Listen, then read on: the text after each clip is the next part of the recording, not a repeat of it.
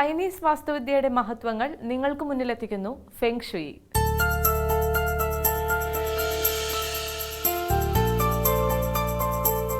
Feng ഷുയിയെ സംബന്ധിച്ചുള്ള നമ്മുടെ സംശയങ്ങൾക്ക് മറുപടി നൽകുന്നത് Tejas feng shui director doctor Shaji K നായരാണ്. നമുക്ക് സ്വാഗതം ചെയ്യാം. സ്വാഗതം സർ. സർ, നമ്മൾ ദിശകളെക്കുറിച്ചും ഈ വർഷം വരുന്ന മാറ്റങ്ങളെക്കുറിച്ചൊക്കെയാണ് സംസാരിച്ചുകൊണ്ടിരുന്നത്. അപ്പോൾ കഴിഞ്ഞ എപ്പിസോഡുകളിൽ നമ്മൾ 4 ദിശകൾ സംസാരിച്ചു. ഒരു വീടിൻ്റെ പ്രായം എങ്ങനെയാണ് കണക്കാക്കുന്നതെന്ന് സംസാരിച്ചു. ഇത്തവണ ഇനിയുള്ളത് ഒരു നോർത്ത് ഈസ്റ്റ് ഡിറക്ഷനാണ്. അപ്പോൾ ഈ നോർത്ത് ഈസ്റ്റ് ഡിറക്ഷനിൽ റൂമുള്ളവർ അല്ലെങ്കിൽ അവിടെ താമസിക്കുന്നവർ അവരെന്തൊക്കെ കാര്യങ്ങൾ ശ്രദ്ധിക്കണം? അവർക്ക് ഈ വർഷം ഇനി വരുന്ന വർഷം മികച്ചതാവുമോ അതോ ദോഷമുണ്ടാകുമോ? ഇത്തരം കാര്യങ്ങളൊക്കെ ഒന്ന് സംസാരിക്കാമോ? നോർത്ത് ഈസ്റ്റ് ഡയറക്ഷനിൽ ഇപ്രാവശ്യം വരുന്നത് 4 എന്ന് പറഞ്ഞൊരു കോമ്പിനേഷൻ. 4 എന്ന് പറയുന്നത് പോസിറ്റീവായിട്ടുള്ള സ്ഥലമാണ്. ലവ്, സ്നേഹം, കാര്യങ്ങളൊക്കെ വരുന്നത്. ശരിക്കും പറഞ്ഞാൽ ഈ വാസ്തുപ്രകാരം അല്ലെങ്കിൽ ഫെങ് ഷുയി പ്രകാരം നോർത്ത് ഈസ്റ്റ് ഡയറക്ഷൻ ഇന്ത്യൻ വാസ്തു അനുസരിച്ച് ഈശാനുകോണെന്നും അല്ല, നമ്മൾ ഫെങ് ഷുയി മുഖേന നോർത്ത് ഈസ്റ്റിൽ നമ്മൾ കുട്ടികളുടെ വിദ്യാഭ്യാസവുമായിട്ട് ബന്ധപ്പെട്ട ഒരു ഏരിയ ആയിട്ടാണ് നമ്മൾ കാണുന്നത്. അപ്പം അത് നോർത്ത് ഈസ്റ്റ് പോസിറ്റീവ് ആകുമ്പോൾ തന്നെ നമുക്ക് ഊഹിക്കാം കുട്ടികളുടെ വിദ്യാഭ്യാസം നമുക്ക് ഡെവലപ്പ് ചെയ്തെടുക്കുവാൻ പറ്റിയ ഒരു വർഷമാണ് ഇവിടെ. അതേപോലെ തന്നെ വെസ്റ്റിനെ കുറിച്ച് ഞാൻ പറഞ്ഞിട്ടുണ്ടായിരുന്നു, കുട്ടികൾക്ക് ആരോഗ്യസ്ഥിതിയും ബാക്കിയുള്ളവർക്ക് ദോഷം ഉണ്ടാവുമെന്ന് പറഞ്ഞു. അപ്പോൾ അങ്ങനെയുള്ള കുട്ടികൾക്കൊക്കെ നമുക്ക് നോർത്ത് ഈസ്റ്റ് കോർണറിലോട്ട് മാറ്റിക്കഴിഞ്ഞാൽ കുറേ നല്ലൊരു പോസിറ്റീവ് എഫക്റ്റ് ഉണ്ടാകും. 4 ആണ് അവിടുത്തെ ഇപ്രാവശ്യം വന്നിട്ടുള്ള സ്റ്റാർ വരുന്നത്. നോർത്ത് ഈസ്റ്റ് 4 ആണ്. അത് ലവ്, സ്നേഹത്തിൻ്റെ സ്റ്റാറാണ്. അത് ഏറ്റവും നല്ലൊരു പോസിറ്റീവ് എഫക്റ്റ് ഉണ്ടാകും. ആ സ്റ്റാർ അവിടെ വന്നുകൊണ്ട് ഓട്ടോമാറ്റിക്കായിട്ട് അവിടെ ക്രിസ്റ്റൽസോ കാര്യങ്ങളൊക്കെ വേണമെങ്കിൽ നമുക്ക് അവിടെ ഉപയോഗിക്കുന്നതിന് വേറെ തെറ്റൊന്നുമില്ല. പിന്നെ കുട്ടികൾ പഠിക്കുന്ന സമയത്ത് അവരുടെ ടേബിൾ, അവരുടെ സ്റ്റഡി റൂം പറ്റുമെങ്കിൽ നോർത്ത് ഈസ്റ്റിലാക്കുക. ഇപ്രാവശ്യം നോർത്ത് ഈസ്റ്റ് ആക്കി കഴിഞ്ഞാൽ നമ്മൾ ഉദ്ദേശിക്കുന്ന റിസൾട്ട് കുട്ടികളിൽ നിന്ന് കിട്ടും. ഓക്കെ, നോർത്ത് ഈസ്റ്റിലാക്കുക. ആ ടേബിളിൻ്റെ നോർത്ത് ഈസ്റ്റ് കോർണറിൽ നമ്മൾ പഗോഡ ടവറോ അല്ലെങ്കിൽ ഗ്ലോബോ ക്രിസ്റ്റൽ ഉപയോഗിക്കാൻ പ്രാവശ്യം പ്രോബ്ലമില്ല. ഗ്ലോബോ കാര്യങ്ങളോ എന്തെങ്കിലുമൊക്കെ വെച്ചിട്ട് അവർക്ക് പഠിക്കുവാനുള്ള സൗകര്യം നമുക്ക് അവിടെ കൊടുക്കാം. ഇല്ല, നമ്മുടെ വീട്ടിലൊരു നോർത്ത് ഈസ്റ്റിലൊരു പൂജാമുറിയാണെങ്കിലും നല്ലതാണ് പ്രാവശ്യം. സാധാരണ പല വീടുകളിലും ഞാൻ പൂജാമുറി മാറ്റാറുണ്ട്. അവിടെ പൂജാമുറിയായിട്ട് വേണ്ട എന്ന് പറഞ്ഞുകൊണ്ട് മാറ്റി വയ്ക്കാറുണ്ട്. അതായത് വീടുകളിൽ പൂജാമുറി ആവശ്യമില്ല എന്നുണ്ടോ? പൂജാമുറി എന്ന് പറയുന്നത് ശരിക്കും പല ആൾക്കാരുടെ ഒരു വല്ലാത്തൊരു ടെൻഡൻസിയാണത്, ഈ ഉണ്ടാക്കുക എന്ന് പറയുന്നത്. ഈ പൂജാമുറി ഉണ്ടാക്കുമ്പോൾ ആസ്ഥാനത്ത് കൊണ്ടുവന്ന് പൂജാമുറി ഉണ്ടാക്കി കഴിഞ്ഞാൽ നമുക്കത് ദോഷമുണ്ടാവും. അല്ല, പൂജാമുറി അവിടെ വച്ചു കഴിഞ്ഞാൽ തന്നെ അത് നമ്മൾ ശ്രദ്ധിക്കേണ്ട രീതിയിൽ നോക്കിയില്ല എങ്കിൽ അതും ദോഷമുണ്ടാവും. പല വീടുകളിലും സൗത്ത് വെസ്റ്റ്, നോർത്ത് ഈസ്റ്റ് ഇവിടെ 2 പൂജാമുറി ആവാം. അങ്ങനെ ആവുന്നതിന് തെറ്റില്ല. പക്ഷേ നമുക്കത് നേരെ ചുവേ കൈകാര്യം ചെയ്ത് കൊണ്ട് പോകാമെങ്കിൽ മാത്രമാണ് അവിടെ പൂജാമുറി വയ്ക്കാൻ ആവശ്യമുള്ളൂ, വയ്ക്കാൻ പാടുള്ളൂ. ഇല്ല, പല വീടുകളിലും നോർത്ത് ഈസ്റ്റ് സ്റ്റെയറിൻ്റെ അടിയിൽ കൊണ്ട് പൂജാമുറി വയ്ക്കുന്നുണ്ട്.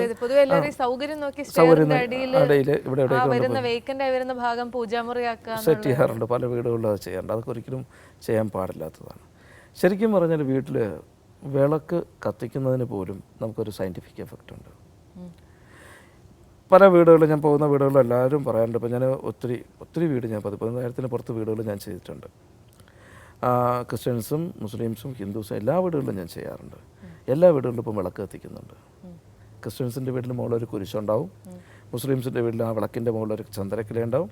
പക്ഷേ ആ വിളക്ക് കത്തിക്കുന്നതിൻ്റെ എഫക്റ്റ് എന്താണെന്ന് മനസ്സിലായതിനു ശേഷം എല്ലാവരും ഇപ്പോൾ അത് ചെയ്യുന്നുണ്ട്. ശരിക്കും ഉമ്മറത്ത്, അതായത് പ്രധാന വാതിലിൽ അവിടെ വെച്ച് വിളക്ക് കത്തിക്കണമെന്ന് എല്ലാവരോടും പറയാറുണ്ട്. ഈ വിളക്ക് കത്തിക്കുന്നതിൻ്റെ എഫക്റ്റ് എന്ന് പറയുമ്പോൾ ത്രിസന്ധ്യ സമയത്ത് നമ്മളവിടെ വെച്ച് ഭദ്രദീപം 5 തിരിയിട്ട് വിളക്ക് കത്തിക്കുമ്പോൾ ഇതിൽ നിന്ന് വരുന്ന ആ ഒരു പുക, ആ സമയത്ത് വരുന്ന ഇളം കാറ്റ് ഇതിനെ കൊണ്ടുവന്ന് എല്ലാ ബെഡ്റൂമിലും കൊണ്ട് നിർത്തും. മനസ്സിലാവുന്നുണ്ടോ? ആണ് പണ്ടുള്ള ആൾക്കാർ പറയാറുണ്ട്, വിളക്ക് കത്തിക്കുന്ന സമയത്ത് ബാക്ക് ഡോറ് അടച്ചിടണം, അല്ലെങ്കിൽ ലക്ഷ്മി ദേവി കടന്നു വന്ന് പുറത്തോട്ട് ഇറങ്ങിപ്പോവും.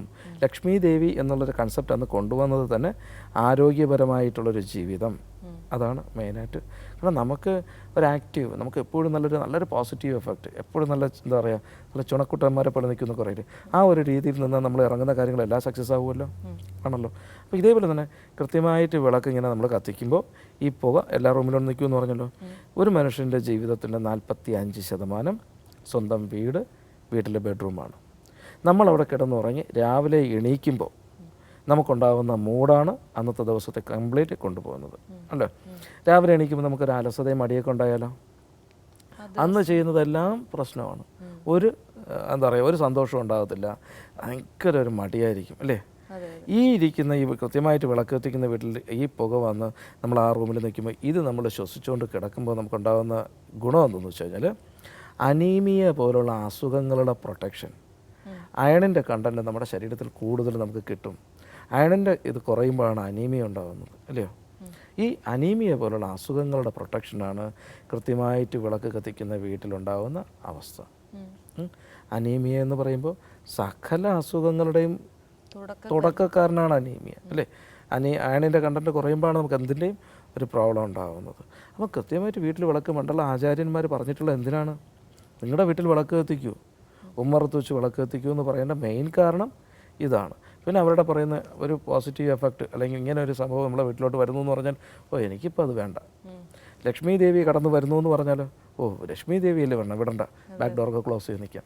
അതിന് വേണ്ടി കാരണം സകല ആചാരങ്ങൾക്കും സകല പ്രാർത്ഥനകൾക്കും എല്ലാത്തിനും ഒരു സയൻറ്റിഫിക് എഫക്റ്റ് ഉണ്ട്. അപ്പോൾ ഇത് പറഞ്ഞപ്പോൾ ഞാനൊരു കാര്യം ചോദിച്ചോട്ടെ, ഇപ്പം നമ്മൾ ഈ വിളക്ക് കത്തിക്കുന്ന വീടുകളിൽ ഈ വിളക്ക് കെട്ടുപോകരുതെന്ന് പറയും, അതായത് കരിന്തിരി കത്തരുതെന്നൊക്കെ പറയും. എന്താണെന്ന് അറിയാം, അപ്പോൾ അതിലും വരുന്നത് ഈ അയൺ അല്ലേ? അല്ലല്ല, കരിന്തിരി കത്തി വരുന്ന ഇത് ഏതാ, കാർബൺ അല്ലേ, മനസ്സിലായത്. അതുകൊണ്ടാണ് കരിന്തിരി കത്തെന്ന് പറയാനുള്ള മെയിൻ കാരണം. നമ്മളൊരു അരമണിക്കൂറോ ഒരു മണിക്കൂറോ ഒക്കെ അവിടെ വെച്ചതിന് ശേഷം വിളക്കം കിടത്തി കഴിഞ്ഞാൽ അത് വരുന്ന പുക കംപ്ലീറ്റ് അങ്ങ് കിടത്തി കഴിഞ്ഞാൽ അത് ഒരു പ്രോബ്ലം നമുക്ക് ഒഴിവാക്കുന്നുണ്ട്. ഇപ്പം എല്ലായിടവും ഇപ്പം ഒരു വിധപ്പെട്ട എല്ലായിടവും ഇപ്പം വിളക്ക് പള്ളികളിൽ പോലും ഇപ്പം വിളക്കം കത്തിക്കുന്നത്. അതിൻ്റെ ഗുണങ്ങൾ എന്താണെന്ന് മനസ്സിലായതിനു ശേഷം എല്ലാവരും അതാണ് ഇപ്പോൾ ചെയ്യുന്നത്. അപ്പം പൂജാമുറിയുടെ ആവശ്യം വീട്ടിലുണ്ടോ? ഒരു പൂജാമുറിക്കകത്ത് അല്ലെങ്കിൽ സ്റ്റെയറിൻ്റെ അടിയിൽ കൊണ്ടുവന്ന് വിളക്ക് കത്തിച്ചാൽ ആ എനർജി നമ്മുടെ എല്ലാ റൂമിലും കിട്ടുമോ? ഒരിക്കലും കിട്ടത്തില്ല. അപ്പോൾ എപ്പോഴും വിളക്ക് കത്തിക്കുമ്പോൾ ഉമ്മറത്ത് വെച്ച് കത്തിക്കുക. പിന്നെ ചില വീടുകളിലൊന്നും അവോയ്ഡ് ചെയ്യാൻ പറ്റാത്ത പൂജാമുറികളുണ്ട്. അങ്ങനെയുള്ളിടത്ത് പൂജാമുറിക്കകത്തൊരു വിളക്ക് കത്തിച്ചോട്ടെ, പകരം ഇവിടെയും കത്തിക്കുക. അപ്പം നോർത്ത് ഈസ്റ്റിനെ കുറിച്ച് പറഞ്ഞപ്പോൾ നമ്മൾ ഇത്രയും പറഞ്ഞു വന്നത്. അപ്പം നോർത്ത് ഈസ്റ്റ് ഡയറക്ഷൻ പൂജാമുറിക്ക് ബെറ്റർ സ്ഥലമാണ്. അതിനകത്ത് നമുക്കിപ്പോൾ അവിടെ ഒരു ഡോറൊക്കെ ഉണ്ടെങ്കിൽ, അതായത് വീടിൻ്റെ എൻട്രൻസൊക്കെ ആ ഭാഗമൊക്കെ ആണെങ്കിൽ വളരെ നല്ലൊരു പോസിറ്റീവ് എഫക്റ്റ് ഇപ്പം കിട്ടുന്നുണ്ട്. കുട്ടികളുടെ വിദ്യാഭ്യാസവും കാര്യങ്ങളൊക്കെ ആയിട്ട് ഈ വർഷം അടുത്ത ഫെബ്രുവരി 16 വരെയൊക്കെ വളരെ നല്ലൊരു പോസിറ്റീവായിട്ടുള്ള എഫക്റ്റ് നമ്മൾക്ക് എന്താ പറയുക ഉദ്ദേശിക്കുന്ന റിസൾട്ട് കിട്ടുക. പിന്നെ എന്തെങ്കിലും എന്താ പറയുക ഈ എക്സാം, അതായത് ഹയർ സ്റ്റഡീസിന് പോകുന്ന കുട്ടികളൊക്കെ ഏതെങ്കിലും ഇൻ്റർവ്യൂവിലോ കാര്യങ്ങളോ അല്ലെങ്കിൽ എന്തെങ്കിലും ടെസ്റ്റിനോ കാര്യങ്ങളൊക്കെ പോകുന്നെങ്കിൽ ആ ഭാഗത്ത് വെച്ച് പഠിക്കുകയാണെങ്കിൽ, വീടിൻ്റെ ലിവിങ് റൂമിൻ്റെ നോർത്ത് ഈസ്റ്റ് വെച്ച് പഠിക്കുകയാണെങ്കിലൊക്കെ പെട്ടെന്ന് നമുക്ക് ആ കാര്യങ്ങളൊക്കെ ഉൾക്കൊള്ളുവാനുള്ള കഴിവും പെട്ടെന്ന് നമുക്ക് മനസ്സിലാവുവാനും ഒക്കെയുള്ള ഇതുണ്ടാവും. പിന്നെ പലപ്പോഴും പറഞ്ഞിട്ടുള്ളൊരു കാര്യമാണ്, ഒരിക്കലും സ്കൂളിൽ നിന്ന് വരുന്ന കുട്ടികളെ അപ്പോഴും തന്നെ ഹെവി ഡ്യൂട്ടി മീൻസ് പഠിക്കുവാൻ നിർബന്ധിക്കരുത്. പല വീടുകളിലും കാണുമ്പോൾ അപ്പുറത്തെ കുട്ടി, കാരണം അപ്പുറത്തെ കുട്ടി പഠിക്കുന്നില്ല, നീ എന്താ പഠിക്കാത്തത്, നിനക്ക് എന്താ കുറവ് എന്നൊക്കെ പല ആൾക്കാരും ചോദിക്കാറുണ്ട്. അപ്പം ഇവർക്ക് അതിൻ്റേതായ സ്വാതന്ത്ര്യം, ഇവർക്ക് കാര്യങ്ങൾ പറഞ്ഞ് മനസ്സിലാക്കി കൊടുക്കുക. സ്കൂളിൽ നിന്ന് വരുന്ന സമയം എപ്പോഴാണ്? വൈകുന്നേരം. ഭയങ്കര ടയേർഡായിട്ടല്ലേ ഇവർക്ക്. ഇവരവിടെ വന്നതിന് ശേഷം ഇങ്ങനെ ഒരു ബുക്ക് എടുത്ത് വെച്ച് പഠിച്ചു കഴിഞ്ഞാൽ ഇവരുടെ തലയിൽ എന്താ കയറുക? നേരെ മറിച്ച് രാവിലെ പല വീടുകളിൽ ചെല്ലുമ്പോൾ കുട്ടികൾ എത്ര മണിക്ക് എണീക്കാറ്? അത് 7 മണിക്ക് എണീക്കും. എത്ര മണിക്കാണ് സ്കൂൾ ബസ് വരിക? 7:30 വരിക. ഈ 7 മണിക്കൂറിന് അരമണിക്കൂറിന് കംപ്ലീറ്റ് അതിൻ്റെ കാര്യങ്ങളെല്ലാം ചെയ്തിട്ട് സ്കൂളിൽ ഓടുകയാണ് ചെയ്യുന്നത്. നേരെ മറിച്ച് അവരെ ഈ എത്ര മണിക്കാണ് കിടക്കുക? അത് രാത്രി 11 മണി. അപ്പോൾ ഈ 11 മണി വരെ കുട്ടി എന്താ ചെയ്യുക? അത് പഠിക്കുക. ഇതിന് തലയിൽ എന്തെങ്കിലും കയറും? കുട്ടികൾക്കൊന്നും മനസ്സിലാകത്തില്ല. കാരണം ആ കുട്ടികളപ്പം പഠിക്കുന്ന ആർക്ക് വേണ്ടിയാണ്? അച്ഛനും അമ്മയ്ക്കും വേണ്ടിയാണ്. ഇല്ലെങ്കിൽ അവർ വഴക്ക് പറയുമല്ലോ എന്നുള്ള രീതിയിൽ മാത്രമാണ് അവർ പഠിക്കുന്നത്. ശരിക്കും പറഞ്ഞാൽ കുട്ടികൾ പഠിക്കുവാനുള്ള ടൈം സ്കൂളിൽ നിന്ന് പല വീടുകളിലും ഞാൻ പറയാറുണ്ട്, കുട്ടികളെ നിങ്ങൾ പഠിക്കരുത്. എന്തെങ്കിലും ഹോംവർക്ക് ഉണ്ടെങ്കിൽ ചെയ്തു വയ്ക്കുക, നിങ്ങളുടേതായ എൻ്റർടൈൻമെൻറ്റ് എന്തുകൊണ്ടാകും. പക്ഷേ നേരത്തെ കിടന്നുറങ്ങണം. ഒരു 9 മണിക്കൊക്കെ കിടന്നു കഴിഞ്ഞാൽ പകരം രാവിലെ 4:30 മണി അല്ലെങ്കിൽ 4 മണി എണീക്കുക. തലേ ദിവസം എന്തൊക്കെയാണോ നിങ്ങൾ പഠിപ്പിച്ചിട്ടുള്ളത് ഒന്ന് റിപ്പീറ്റ് ചെയ്തൊന്ന് വായിക്കുക. നിങ്ങൾ ഇരുന്ന് കാണാപ്പാടൊന്നും പഠിക്കണ്ട, ഒറ്റ പ്രാവശ്യം വായിച്ചു കഴിഞ്ഞാൽ അന്ന് സ്കൂളിൽ ചെല്ലുമ്പോൾ ടീച്ചർ എന്തൊക്കെ ചോദിക്കാൻ ഫസ്റ്റ് എണീച്ചിരുന്ന ആൻസർ പറയാൻ നിങ്ങൾക്ക് പറ്റും. ഒത്തിരി കുട്ടികൾക്ക് ഇപ്പം വളരെ നല്ല മാറ്റമുണ്ട് റിസൾട്ട്. കാരണം ആദ്യത്തെ ഒരു 3-4 ദിവസം അച്ഛനും അമ്മയും മെനക്കെട്ട് എണീച്ച് കൂടെ ഇരുന്നാലേ പറ്റുള്ളൂ. അല്ലെ രാവിലെ എൻ്റെ മോനെ എണീക്ക് അല്ലെങ്കിൽ മോളെ എണീക്ക് പോയിരുന്ന് പഠിക്കുമെന്ന് പറഞ്ഞിട്ട് അവർ കിടന്നുറങ്ങിയാൽ കുട്ടി കസേരയിലിരുന്ന് ഉറങ്ങും. അപ്പോൾ കൂടെ ഇരുന്ന് ഒരു കട്ടൻ ചായയൊക്കെ ഇട്ട് കൊടുത്ത് കുട്ടികളെ പഠിപ്പിച്ചു കഴിഞ്ഞാൽ ഏറ്റവും നല്ല റിസൾട്ട് കിട്ടും. ഇതിനെക്കുറിച്ച് കൂടുതൽ നിങ്ങൾക്ക് എന്തെങ്കിലും സംശയങ്ങളോ കാര്യങ്ങളോ ഉണ്ടെങ്കിൽ നിങ്ങളുടെ വീട്ടിൽ താമസിക്കുന്ന എല്ലാവരുടെയും ഡേറ്റ് ഓഫ് ബർത്തും വീടിൻ്റെ ഡയറക്ഷൻ ഉൾപ്പെടെ വിളിക്കുക. എന്നെ ഡയറക്റ്റ് കാണണമെന്നുണ്ടെങ്കിൽ വെഞ്ഞാറമൂട് ഇലഞ്ഞിക്കാവ് ചാമുണ്ഡി ദേവി കുബേരക്ഷേത്രം കേരളത്തിലെ ആദ്യത്തെ കുബേരക്ഷേത്രമാണ്. ചൊവ്വ വെള്ളി ദിവസങ്ങളിൽ ഞാൻ അവിടെ ഉണ്ടാവും. നമസ്കാരം.